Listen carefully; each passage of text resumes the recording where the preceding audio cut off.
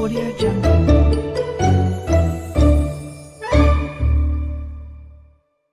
एक बार की बात है, किसी गांव में बबलू नाम का एक गरीब फल बेचने वाला रहता था।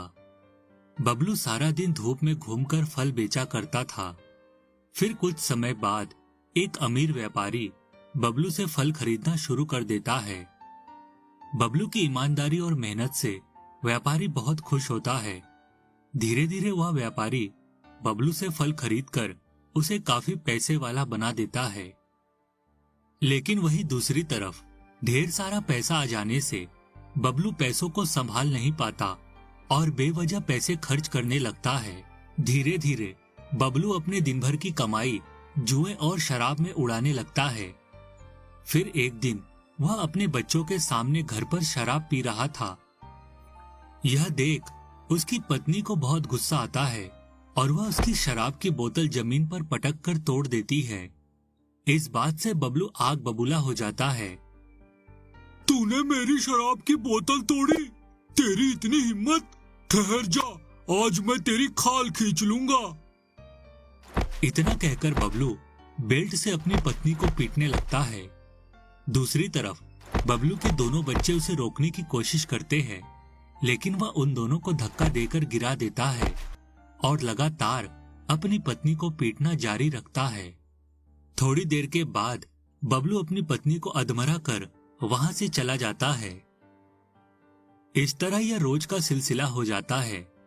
बबलू रोज शराब पीकर अपनी पत्नी के साथ मारपीट करने लगता है।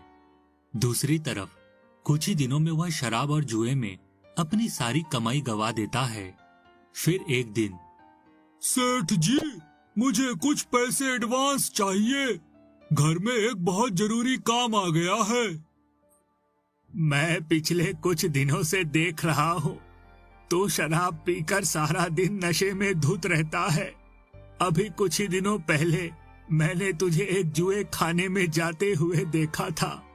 मुझे लगता है काम से तेरा ध्यान भटक गया है। देख, अभी भी वक्त है, इन बुरी आदतों को छोड़ दे, वरना तू सड़क पर आ जाएगा। सेठ की यह बात सुनकर बबलू गुस्से से तिलमिला जाता है और उसे भला बुरा कहने लगता है। बबलू की इस हरकत पर सेठ को बहुत गुस्सा आता है और वह उसे धक्के मारकर वहां से निकाल देता है। धीरे धीरे बबलू का फलों का व्यापार पूरी तरह चौपट हो जाता है और वह पाई पाई के लिए तरसने लगता है। दूसरी तरफ फीस न भरने के कारण बबलू के बच्चों का नाम स्कूल से काट दिया जाता है। हे भगवान, ये सब मेरे साथ क्या हो रहा है? मेरा घर तो पूरी तरह बर्बाद हो गया। अब मैं क्या करूं? फिर आखिरकार मजबूर होकर बबलू की पत्नी लोगों के घरों में बर्तन मांजना शुरू कर देती है। लेकिन दूसरी तरफ जब भी उसे पैसे मिलते तो बबलू उससे सारे पैसे छीनकर शराब पी लेता था। फिर एक दिन तंग आकर बबलू की पत्नी अपने दोनों बच्चों के साथ घर छोड़कर चली जाती है। लेकिन इस बात से बबलू को कोई फर्क नहीं पड़ता। बबलू की पत्नी और उसके बच्चों के पास रहने के लिए कोई ठिकाना नहीं था, इसलिए वह लोग जंगल में एक छोटी सी झोपड़ी बनाकर वहां रहने लगते हैं। फिर एक दिन दोनों बच्चों को बहुत भूख लगी थी, लेकिन उनके पास खाने के लिए कुछ नहीं था। यह देख बबलू की पत्नी नदी में मछली पकड़ने चली जाती है, लेकिन तभी अचानक नदी में मौजूद एक मगरमच्छ उस पर हमला कर देता है। हे भगवान, अचानक ये मगरमच्छ कहाँ से आ गया? अरे कोई बचाओ मुझे, कोई मेरी रक्षा करो। इस तरह वह जोर जोर से चिल्लाने लगती है।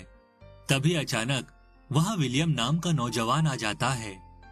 विलियम लपक कर मगरमच्छ को पकड़ लेता है और उसकी पिटाई करने लगता है। विलियम के हाथों की मार खाकर मगरमच्छ घबरा के वहां से भाग जाता है। तुम कौन हो बहन, और इस जंगल में क्या कर रही हो? मैं हालात की मारी एक दुखियारी औरत हूँ भैया। मेरे पति ने शराब और जुए की लत में पड़कर सब कुछ बर्बाद कर दिया। मेरे पास कोई रास्ता नहीं था, इसलिए मैं अपने बच्चों को लेकर जंगल में रहने चली आई।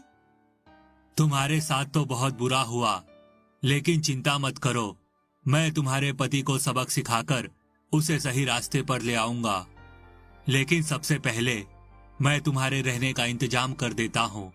चलो मेरे साथ। उसके बाद विलियम वहां एक जादुई कालीन प्रकट कर देता है। फिर विलियम बबलू की पत्नी और उसके बच्चों को जादुई कालीन पर बैठाकर दूर एक पहाड़ी पर ले जाता है। उस पहाड़ी पर सोने और चांदी से बने 2 घर मौजूद थे। तुम आराम से इस चांदी के घर में रह सकती हो। इसके अंदर तुम्हें अपनी जरूरत की सारी चीजें मिल जाएगी और साथ ही इस सोने के घर के अंदर तुम्हें ढेर सारी दौलत मिलेगी। इससे तुम अपने बच्चों की अच्छी तरह परवरिश कर सकती हो। उसके बाद बबलू की पत्नी सोने के घर के अंदर जाकर वहां से ढेर सारे सोने के सिक्कों से भरा एक बड़ा थैला उठाकर बाहर ले आती है और अपने दोनों बच्चों के साथ चांदी के घर के अंदर चली जाती है। चलो बहन, अब मैं तुम्हें तुम्हारे गांव पहुंचा देता हूँ।